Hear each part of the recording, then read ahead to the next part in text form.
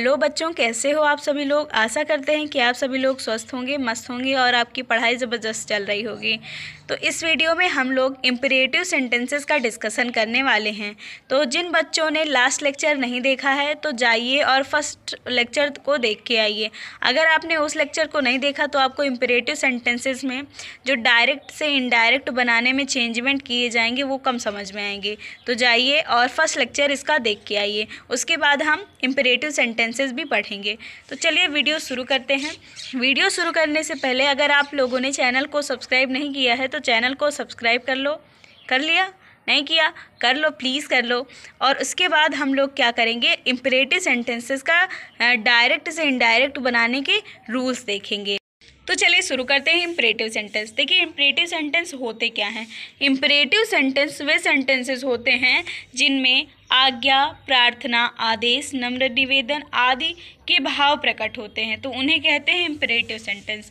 Imperative sentence की एक और पहचान होती है कि ये जो इम्परेटिव सेंटेंसेस होते हैं ये first form of the verb से शुरू होते हैं, वर्ब की फर्स्ट फॉर्म से स्टार्ट होते हैं और इनमें कर्ता जो है विलुप्त रहता है, कर्ता नहीं दिखाई देता हमको डायरेक्टली।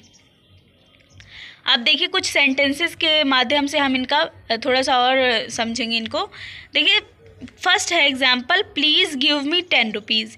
यहाँ पे एक प्रार्थना का भाव छुपा है, तो ये प्रार्थना के भाव वाले इम्परेटिव सेंटेंसेस हैं। सेकंड एग्जाम्पल है do your homework. Do your homework, अपना होमवर्क करो, तो ये एक आदेश की भावना है। थर्ड है kindly go to your class. Kindly go to your class एक नम्र निवेदन का भाव है। अब फोर्थ है let's go to play football. चलो फुटबॉल खेलने चलते हैं, ये एक सलाह की भावना है, यानी कि एडवाइस दे रहे हैं यहाँ पे कोई। तो चलिए अब आगे देखते हैं इम्परेटिव सेंटेंसेस के बारे में कुछ और। तो इम्परेटिव सेंटेंस में अब देखेंगे कि रिपोर्टिंग वर्ब को कैसे चेंज करना है। इम्परेटिव सेंटेंसेस में वाक्य के भाव के अनुसार रिपोर्टिंग वर्ब को ordered, requested, commanded, urged, advised, asked, forbade आदि शब्दों में परिवर्तित किया जाता है। मतलब कि जब इम्परेटिव सेंटेंसेस को हमको इनडायरेक्ट बनाना होगा तो हम रिपोर्टिंग वर्ब जैसे सेड आ गई तो उसको किस में चेंज कर सकते हैं, भाव के अनुसार। जैसी भावना होगी, जैसे आदेश का भाव आया तो हम ऑर्डर लगा देंगे, रिक्वेस्ट का भाव आया तो रिक्वेस्टेड लगा देंगे, कोई सैनिक किसी व्यक्ति को कमांड कर रहा है तो वहाँ पे कमांडेड लगा देंगे, किसी से कोई भीख मांग रहा है तो उसे अर्ज्ड का लगा देंगे, कोई किसी को सलाह दे रहा है तो वहाँ पे एडवाइस लगा देंगे। तो इस तरह के शब्दों का यूज़ करेंगे सेड के स्थान पर, रिपोर्टिंग वर्ब के स्थान पर। अब देखिए लिखा है इम्परेटिव सेंटेंसेस में कंजक्शन टू का प्रयोग किया जाता है, इसमें टेंस चेंज नहीं होता है। इम्परेटिव सेंटेंसेस में देखिए अभी तक हम देख रहे थे कि असर्टिव सेंटेंस में दैट का यूज़ हो रहा था और इंट्रोगेटिव में एक जगह तो WH वर्ड ही यूज़ हो गया और एक जगह यूज़ हुआ था इफ़ या वेदर। लेकिन इम्परेटिव सेंटेंसेस में हम कंजक्शन टू का यूज़ करेंगे। किसका यूज़ करेंगे? कंजक्शन टू का यूज़ करेंगे। और इन सेंटेंसेस में टेंस नहीं चेंज होता है, हमारा इम्परेटिव सेंटेंसेस में टेंस नहीं चेंज होता है। अब हम एग्जाम्पल से समझते हैं। देखिए यहाँ पे एग्जाम्पल लिखा है Ram said to Arjun. Ram said to Arjun go away. अगर हम इसको हिंदी में समझना चाहे तो यहाँ पे लिखा है राम ने अर्जुन से कहा गो अवे, दूर जाओ। राम ने अर्जुन से कहा दूर जाओ। तो अब जब हम इसको इनडायरेक्ट बनाएंगे तो इस तरह बनाएंगे। देखिए यहाँ पे दूर जाओ मतलब ये कोई आदेश दे रहा है, कोई व्यक्ति, राम आदेश दे रहा है अर्जुन को कि दूर जाओ। तो यहाँ पे हम सेड टू को चेंज करेंगे ऑर्डर्ड में, राम ऑर्डर्ड अर्जुन। अब यहाँ पे देखिए कंजक्शन आएगा ना कॉमा के स्थान पर, तो यहाँ पे हम कंजक्शन का यूज़ करते हैं टू। यहाँ पे हम टू कंजक्शन का यूज़ करते हैं, तो यहाँ पे हम लिख देंगे टू और फिर गो अवे। यहाँ पे जो इन्वर्टेड कॉमा के अंदर पार्ट लिखा होता है इसका जो टेंस होता है वो नहीं चेंज होता है, ठीक है। तो यहाँ पे डायरेक्ट आप टू से गो अवे को जोड़ देंगे बिना कुछ चेंजमेंट करे।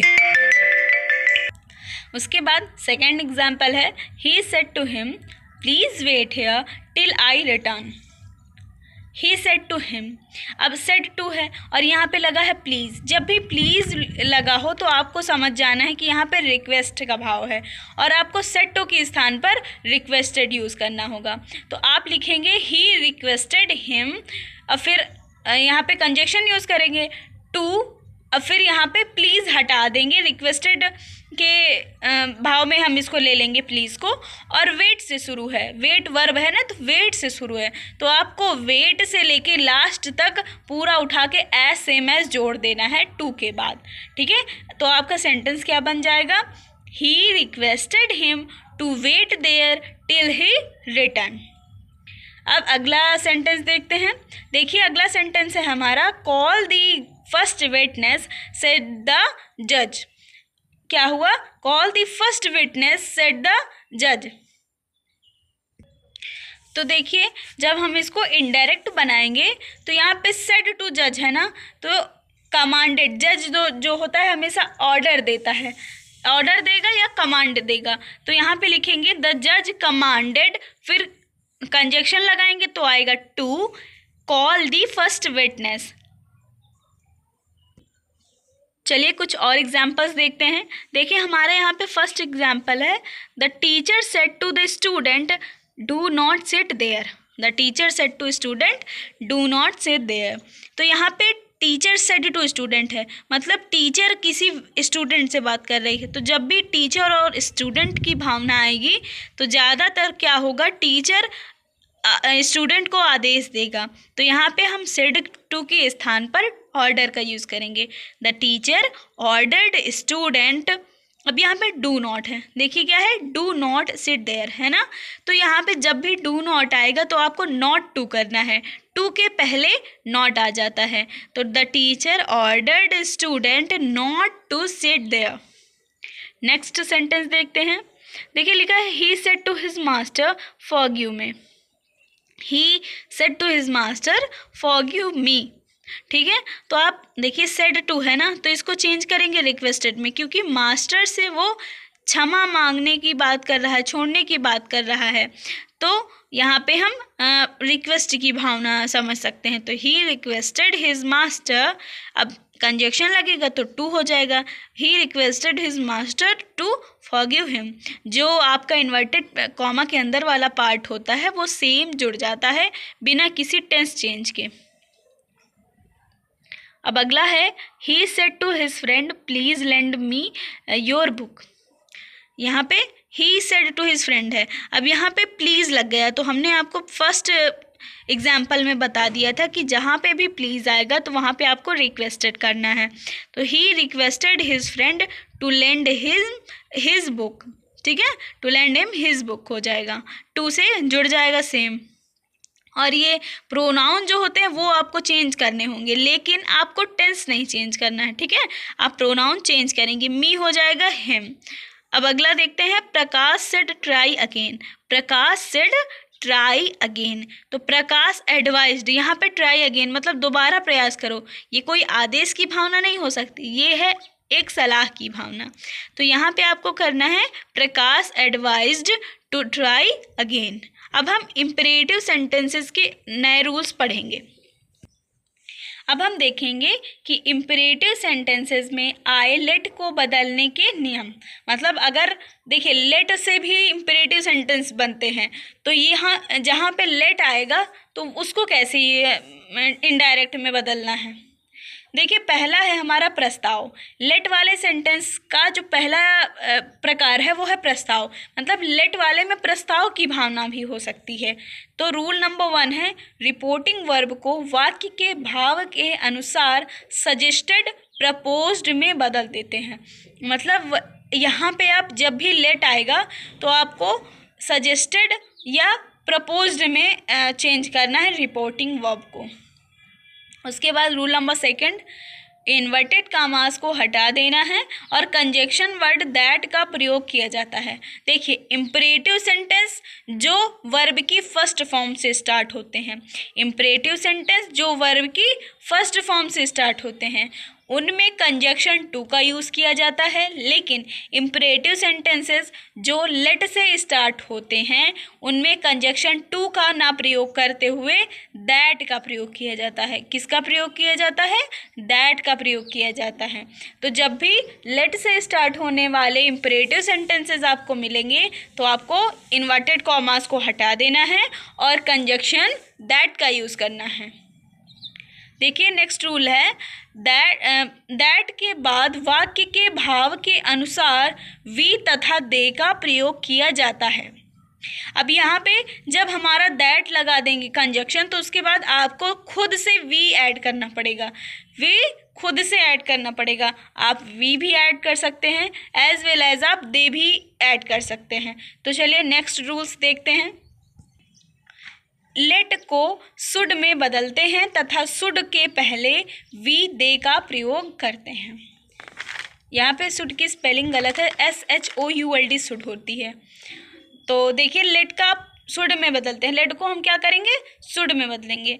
यहाँ पे जो सेंटेंस होंगे वो लेट से स्टार्ट होंगे तो आपको लेट को शुड में चेंज करना है और शुड के पहले वी का यूज़ करना है, वी या दे का प्रयोग करना है। उसके बाद सेकंड आता है प्रार्थना का भाव, मतलब जब हमारा लेट वाले में प्रार्थना का भाव दिखेगा तो कैसे हम चेंज करेंगे? तो देखिए लिखा है रिपोर्टिंग वर्ब को रिक्वेस्टेड में चेंज कर देते हैं। जब भी प्रार्थना का भाव दिखेगा लेट वाले सेंटेंसेस में तो हमको रिपोर्टिंग वर्ब को रिक्वेस्टेड का भाव आएगा तो आपको रिक्वेस्टेड में चेंज कर देना है। उसके बाद कॉमा इन्वर्टेड कॉमास को दैट में चेंज करना है और शुड को के बाद वी और दे का यूज़ करना है, शुड के पहले वी और दे का यूज़ करना है। और हमारा नोट पॉइंट है, यदि प्रार्थना या सलाह लेट देयर बी से स्टार्ट होते हैं तो दैट देयर शुड बी में बदलते हैं। लेट देयर बी को किस में बदलते हैं? That there should be. अब सेंटेंस देखते हैं, सेंटेंस से हमको क्लियरली समझ में आएगा जो हमने कहा। देखिए हमारा जो एग्जाम्पल है वो है he said let us play a match, he said let us play a match. तो यहाँ पे देखिए लेट आया है तो यहाँ पे एक सलाह की भावना है। जब भी सलाह की भावना आएगी तो हमको प्रपोज्ड या सजेस्टेड यूज़ करना है। प्रपोज्ड या सजेस्टेड यूज़ करने के बाद आपको कॉमा इन्वर्टेड कॉमा की जगह पर कंजक्शन दैट का यूज़ करना है। तो यहाँ पे देखिए बन गया he proposed that, he proposed that. और फिर उसके बाद आपने देखा था कि लेट को वी में चेंज करते हैं और वी के जस्ट बाद आता है शुड, लेट को शुड में चेंज करते हैं और दैट के बाद हमने कहा था कि वी लगाते हैं, दैट के बाद वी लगाएंगे और वी के जस्ट बाद शुड लगाएंगे। फिर उसके बाद वर्ब की फर्स्ट फॉर्म जहाँ से स्टार्ट है ना वैसे ही आपको सेंटेंस जोड़ देना है। तो ये हमारा इनडायरेक्ट बन के हो जाएगा he proposed that we should play a match. Second example देखते हैं, he said let us wait for the award. तो यहाँ पे लेट अस वेट मतलब यहाँ पे भी जो है आपकी प्रस्ताव की भावना है, यहाँ पे भी आपकी प्रस्ताव की भावना है। तो जहाँ जहाँ आपकी प्रस्ताव की भावना आएगी तो वहाँ पे आपको प्रपोज्ड या सजेस्टेड का यूज़ करना है। ही प्रपोज्ड दैट, अब यहाँ पे वी भी लगा सकते थे और दे भी लगा सकते थे तो यहाँ पे हमने दे लगा लिया, दे, और फिर उसके बाद शुड लगाया जाता है, शुड। फिर उसके बाद आपको जहाँ देखना है कि वर्ब की फर्स्ट फॉर्म का है, वर्ब की फर्स्ट फॉर्म जहाँ से स्टार्ट हो वहाँ से लेके लास्ट तक पूरा वैसे ही लिख देना है। He proposed that they should wait for the award. देखिए अगला एग्जाम्पल है, the officer said to his colleagues let there be no inquiry into that case. अब देखिए इसको जब हम डायरेक्ट बनाएंगे तो ऑफिसर कोई किसी को कलीग को कुछ आदेश दे रहा है तो यहाँ पे हम कमांड यूज़ करेंगे। The officer commanded his colleagues that, let वाले में क्या यूज़ करते हैं? दैट। और फिर आपको बताया था कि there be, let there be किस में चेंज हो जाता है? That there should be, that there should be. तो the officer commanded his colleagues that there should be no inquiry into that case. फिर शुड बी के बाद नो इंक्वायरी से पूरा आपका जुड़ जाएगा। उसके बाद लेट से प्रारंभ होने वाले कुछ और प्रकार के भी वाक्य होते हैं, तो उनको भी पढ़ते हैं। लेट को टू लेट में बदलते हैं तथा लेट के स्थान पर दैट लगाकर नाउन या प्रोनाउन के साथ माइट बी अलाउड टू लिखकर क्रिया की फर्स्ट फॉर्म लगा देते हैं। तो देखिए, आप सेंटेंस से देखेंगे तो हमको ज़्यादा समझ में आएगा।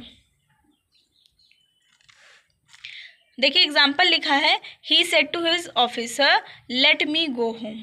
ही said to his officer let me go home. ठीक है, तो जहाँ पे आपका लेट मी आएगा, जहाँ पे भी आपको सेंटेंस में देखिए लेट मी, लेट से स्टार्ट हो और लेट के साथ आए मी, तो आपको इन बातों का ध्यान रखना है।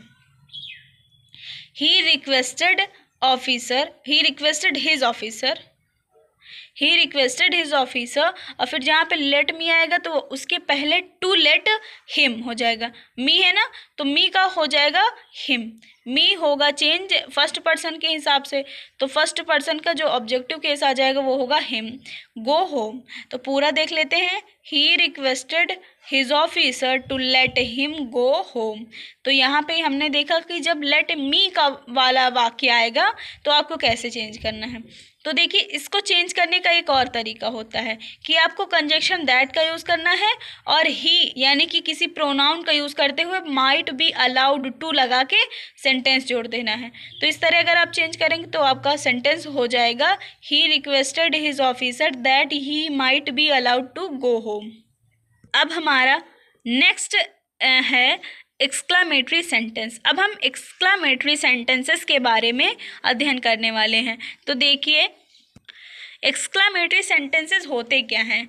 देखिए, एक्सक्लामेटरी सेंटेंसेस वो सेंटेंसेस होते हैं जिनमें प्रसन्नता, आश्चर्य आदि के भाव प्रकट होते हैं और अंत में जो है विस्मयादि बोधक चिन्ह का प्रयोग किया जाता है। विस्मयादि बोधक चिन्ह होता है ये होता है विस्मयादि बोधक चिन्ह, एक्सक्लेमेशन मार्क। हाँ, तो आपको क्या देखना है कि ऐसे सेंटेंस जिसमें प्रसन्नता या आश्चर्य का भाव आए और विस्मयादि बोधक चिन्ह लगाओ, तो वो तो हो गए एक्सक्लेमेटरी सेंटेंस। अब बात आती है कि इनको इनडायरेक्ट में कैसे बनाएंगे। मेन काम तो हमारा वही है ना, इनडायरेक्ट बनाना, वही तो हम पढ़ रहे हैं। तो यहाँ पे हम पहले एक एग्जाम्पल देख लेते हैं कि एक्चुअली दिखता कैसा है हमारा एक्सक्लेमेटरी सेंटेंस। तो यहाँ पे देखिए, how cold the night is, how cold the night is. तो यहाँ पे एक आश्चर्य की भावना है और विस्मयादि बोधक चिन्ह यानी एक्सक्लेमेशन मार्क भी लगा हुआ है। फिर उसके बाद दूसरा एग्जाम्पल है, what a beautiful scenery, what a beautiful scenery. तो यहाँ पे भी आपका एक्सक्लेमेशन मार्क है और एक आश्चर्य की भावना है।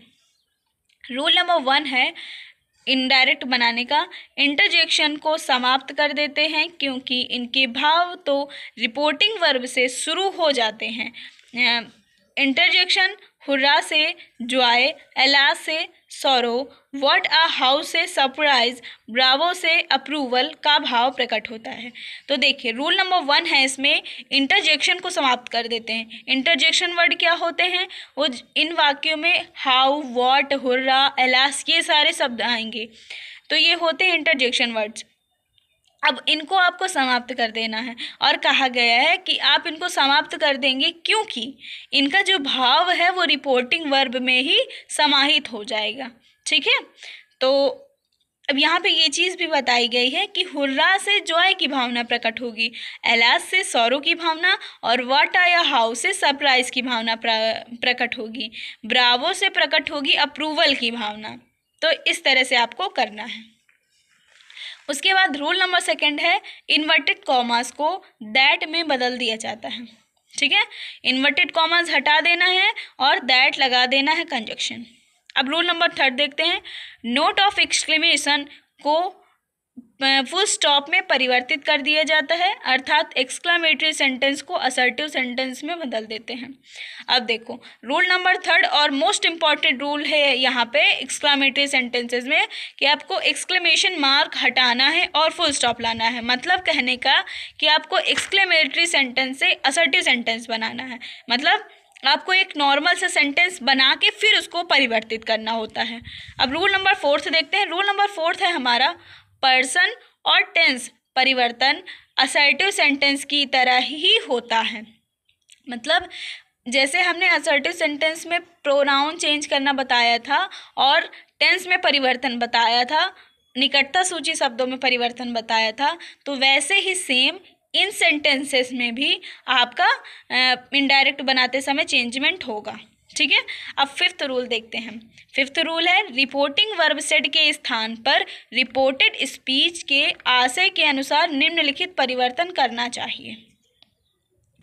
अब देखिए, जैसे जैसे भाव प्रकट होंगे वैसे वैसे हमको रिपोर्टिंग वर्ब को भी चेंज करना होता है। तो अब हम सेंटेंस देखेंगे और देखेंगे कि कौन से वर्ड्स में कैसा भाव आ रहा है और कैसे वर्ड्स हमको यूज़ करने होंगे। देखिए, जो हमारा फर्स्ट एग्जाम्पल है वो है he said hurrah my old friend has come. ठीक है, हुर्रा हुर्रा एक जॉय की भावना है, तो इसमें जो हमारा सेड होता है रिपोर्टिंग वर्ब सेड जो है उसको हम चेंज करते हैं एक्सक्लेम्ड विद, और फिर वो वर्ड आएगा जिसका भाव प्रकट हो रहा है। यहाँ पे जॉय का भाव प्रकट हो रहा है तो उसको डिलाइट की भावना भी कहते हैं। ठीक है, तो यहाँ पे वर्ड आएगा डिलाइट। तो यहाँ पे देखिए, अब जब डायरेक्ट बनाएंगे तो इसको ऐसे बनाएंगे ही एक्सक्लेम्ड विद डिलाइट। ठीक है, सेड चेंज हुआ एक्सक्लेम्ड विद डिलाइट में, और यहाँ पे हुर्रा की भावना भी आ गई। फिर उसके बाद कॉमा इन्वर्टेड कॉमा की बारी आती है।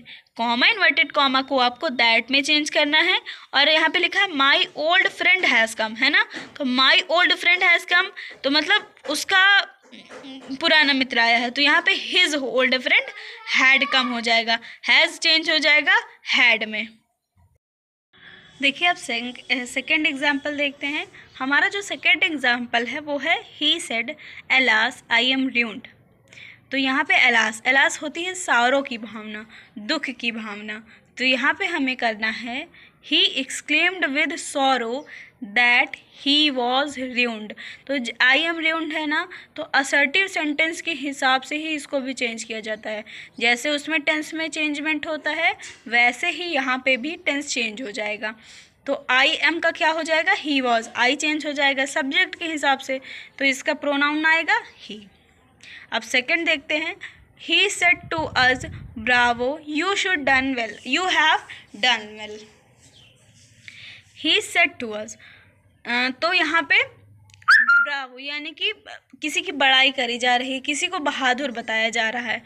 तो अपलाउडेड अस, तो मतलब यहाँ पे सेड टू को करेंगे अपलाउडेड अस में चेंज।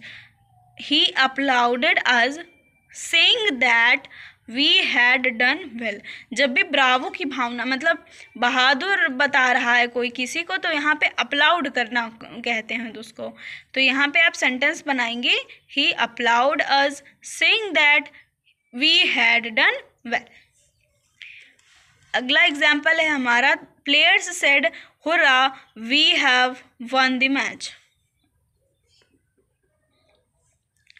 प्लेयर्स ने कहा कि हुर्रा हम लोग मैच जीत गए। ठीक है, तो यहाँ पे players exclaimed with delight, hurrah की भावना अभी बताई थी, ये डिलाइट की भावना होती है, तो यहाँ पे डिलाइट वर्ड आएगा।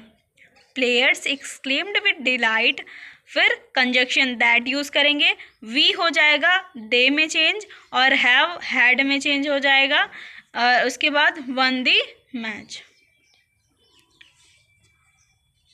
अब नेक्स्ट हम पढ़ेंगे व्हाट अ और हाउ को बदलने के लिए नियम। मतलब एक्सक्लामेटरी सेंटेंसेस में कभी कभी व्हाट अ और हाउ वाले सेंटेंसेस भी आ जाते हैं, तो इनको कैसे चेंज करेंगे।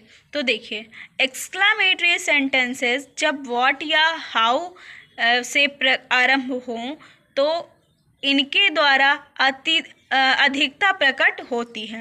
मतलब कि एक्सक्लामेटरी सेंटेंसेस में जब व्हाट या हाउ आता है तो वहाँ पे सेंस होता है बहुत ज़्यादा चीज़ करने का।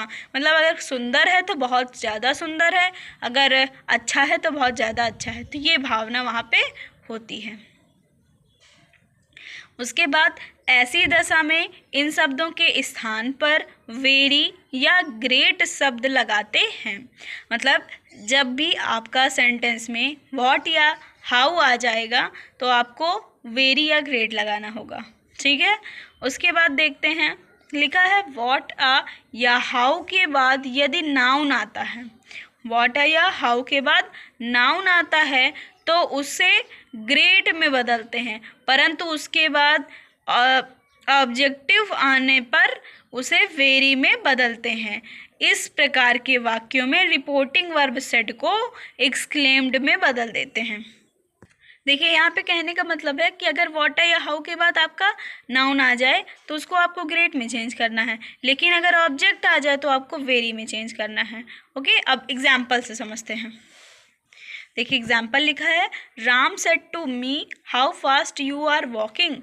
Ram said to me how fast, how आया ना, तो यहाँ पे देखना है कि हाउ के बाद जो है क्या आ रहा है, नाउन आ रहा है या ऑब्जेक्ट आ रहा है।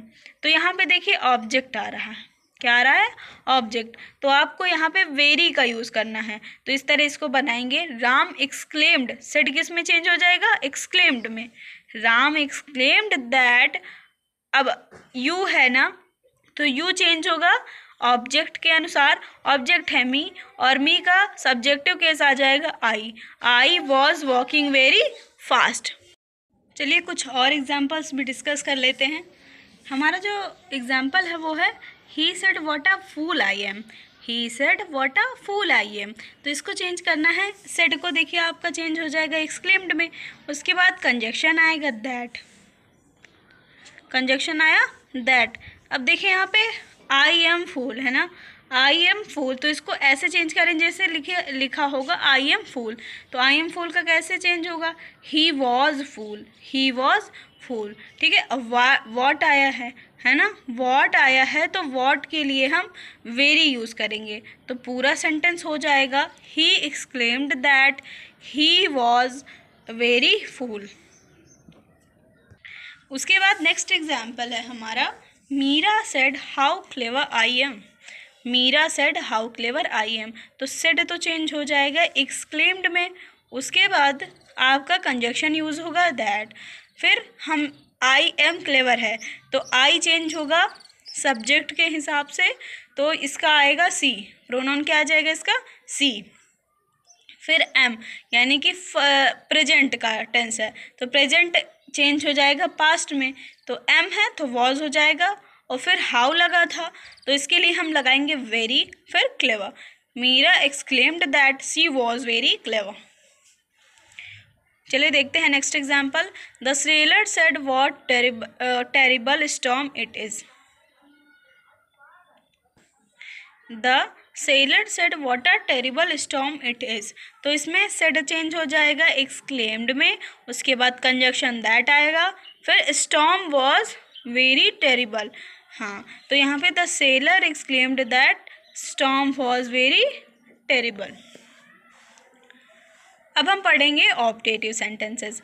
ऑप्टेटिव सेंटेंसेस वे सेंटेंसेस होते हैं जिसमें हम किसी के लिए प्रार्थना या आशीर्वाद देते हैं किसी को, या कामना करते हैं, या तो श्राप देते हैं। तो इस तरह की भावना जब आती हैं तो उसे कहते हैं optative sentences.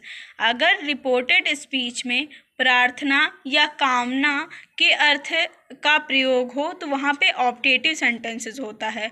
Reporting verb said को विज्ड, कर्स्ड या प्रेड में बदलकर सेंटेंस को असर्टिव में बदल लेते हैं।